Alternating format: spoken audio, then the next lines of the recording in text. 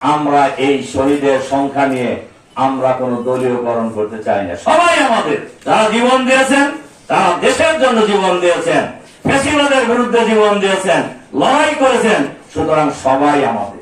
আল্লাহ তাআলা শুকরিয়া আদায় করছি, যিনি স্বল্প সময়ের মধ্যে শহীদ পরিবারের তালিকা এবং তাদেরকে নিয়ে স্মারক উন্মোচনের মতো একটি প্রোগ্রাম আয়োজন করার তৌফিক দিয়েছেন।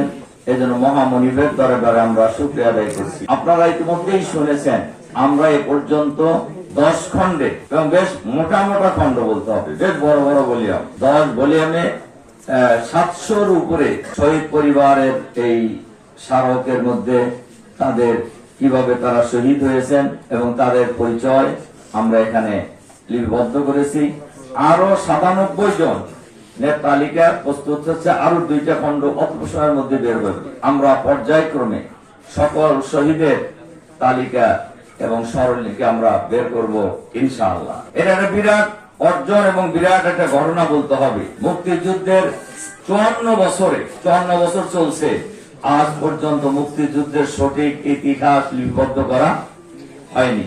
যারা জীবন দিয়েছেন, যারা ঈমান নিয়ে জীবন দিয়েছেন, আল্লাহ তাআলা যেন তাদেরকে শহীদ হিসেবে কবুল করেন। আমরা সবাই বলি আমিন। আর শহীদের ব্যাপারে কোরআনের বক্তব্য খুবই পরিষ্কার। যারা আল্লাহর দ্বীনের জন্য শহীদ হয়, তোমরা তাদেরকে মৃত্যু বলো না, বরং তারা জীবিত, তোমরা বুঝতে পারো না। অন্য আয়াতে বলা হয়েছে তারা জীবিত এবং তারা তাদের রবের পক্ষ থেকে রেজেক্ট পেতে থাকে। সুবহানাল্লাহ। আল্লাহ দুনিয়ায় জানিয়ে দিয়েছেন, যারা আল্লাহ দ্বীনের জন্য শহীদ হবেন, যারা দেশ মাতৃকার জন্য শহীদ হবেন, তাদেরকে মৃত্যু বলতে আল্লাহ নিষেধ করেছেন। বলছেন তারা আল্লাহর পক্ষ থেকে রিজেক্ট পাবে। আর এর পাশাপাশি শহীদ পরিবারের সদস্যদের জন্য সুসংবাদ দেওয়া হয়েছে যে একজন শহীদ কিয়ামতের দিন তার পিতামাতা, আত্মীয় স্বজন, 70 জন নিকট আত্মীয়ের জন্য আল্লাহ তাআলার দরবারে সুপারিশ করবেন। যাদের ব্যাপারে জাহান্নামের ফয়সালা হয়ে গেছে, আল্লাহ তাআলা এই শহীদের সুপারিশ কবুল করে তার নিকট আত্মীয় 70 জনকে জান্নাতে দাখিল করবেন। সুবহানাল্লাহ। এটা বিরাট ব্যাপার। এবং অন্য এক বর্ণনায় ঘটনা এভাবে আসছে যে একজন শহীদকে যখন কিয়ামতের দিন জান্নাতে যাওয়ার জন্য বলা হবে, তখন একজন শহীদ বলবে যে আমার পিতামাতা কই, আমার আত্মীয় স্বজন কই, তারা এখন কোথায় আছে, তাদের ছাড়া আমি জান্নাতে প্রবেশ করব না। তখন আল্লাহ তাআলার পক্ষ থেকে তাদের শহীদের পিতামাতা, নিকট আত্মীয়দেরকে ডাকা হবে এবং তাদের সহ জান্নাতে প্রবেশ করানো হবে। সুবহানাল্লাহ। এই মর্যাদা। আরেকটা হাদিস আছে যে একমাত্র জান্নাতে যাওয়ার পর এই পৃথিবীতে ফিরে আসার আশা আকাঙ্ক্ষা পোষণ করবেন শুধু শহীদরা। আল্লাহর কাছে বলবেন যে আমাদেরকে আবার দুনিয়ায় পাঠান, আমরা আবারও দ্বীনের জন্য লড়াই করে শহীদ হয়ে আবার আসবো। রাসূল সাল্লাল্লাহু আলাইহি ওয়াসাল্লাম 3 বার বলছেন এটা। কাজেই শহীদ পরিবারের জন্য এটা অত্যন্ত সুসংবাদ। কোটিপতি হলে জান্নাতে যেতে পারবে, এই সুসংবাদ নাই। প্রধানমন্ত্রী হলে জান্নাতে যেতে পারবে, এই সুসংবাদ নাই। কিন্তু শহীদ পরিবারের সদস্য হওয়ার কারণে তিনি জান্নাতে যেতে পারবেন, এই সুসংবাদ আছে। সম্মানিত সুধী মণ্ডলী, আজকে আমরা শহীদ পরিবারকে নিয়ে গর্বিত। যারা জীবন দিয়েছেন, আমাদেরকে অনেকেই জিজ্ঞাসা করেছেন যে ভাই আপনাদের দলে কয়জন? আমরা বলেছি আমরা এই শহীদের সংখ্যা নিয়ে আমরা কোন দলীয়করণ করতে চাই না। সবাই আমাদের, যারা জীবন দিয়েছেন, তারা দেশের জন্য জীবন দিয়েছেন, ফ্যাসিবাদের বিরুদ্ধে জীবন দিয়েছেন, লড়াই করেছেন, সুতরাং সবাই আমাদের।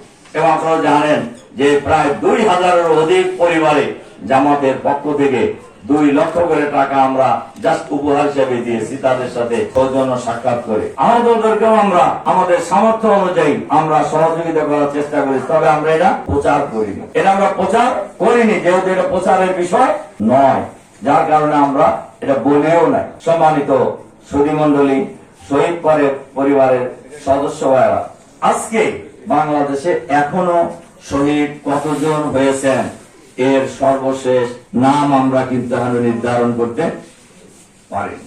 গতকালকে বিকেলেই আমেরিকা থেকে একটি টিম এসেছে, সেই টিমের সাথে শহীদ পরিবারের সদস্যদের সাক্ষাৎকারের এক আয়োজন ছিল, সেখানে আমি ছিলাম।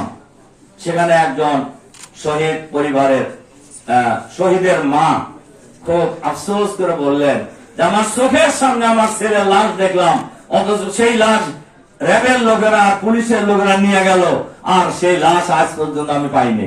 এইরকম কত পরিবার আছে, যারা তাদের লাশ এখনো পায়নি। আর যেন কোন ফ্যাসিবাদের উত্থান এই দেশে হতে না পারে, এ ব্যাপারে 18 কোটি মানুষকে সজাগ থাকতে হবে। আর যেন দেশের ফ্যাসিবাদের বিরুদ্ধে লড়াই করতে গিয়ে আমার দেশের সন্তানদের জীবন দিতে না হয়, আর যেন ফ্যাসিবাদের বিরুদ্ধে লড়াই করতে গিয়ে পঙ্গু হতে না হয়, আর যেন বাংলাদেশে ফ্যাসিবাদের বিরুদ্ধে লড়াই করতে গিয়ে বাংলাদেশের মানুষকে জীবন দিতে না হয়, আর যেন ভোটের অধিকার প্রতিষ্ঠার জন্য, গণতন্ত্র পুনরুদ্ধারের জন্য বাংলাদেশের মানুষকে যেন আর জীবন দিতে না হয়, এ ব্যাপারে আমরা সবাই যত্নবান থাকবো ইনশাআল্লাহ। ইনশাআল্লাহ আমরা সবাই মিলে, এই দেশ আমাদের সবার, এই দেশ আমাদের সবার, যারা আমরা রাজনীতি করি, আমাদের যারা শহীদ হয়েছেন তাদের, সতীজনের, সাংবাদিক জনের, এরা কোনো বাপদাদার তালুক এই দেশ কারণ নয়। সুতরাং এই দেশ নিয়ে আমরা আর কাউকে সিনেমিনি খেলতে দিব না।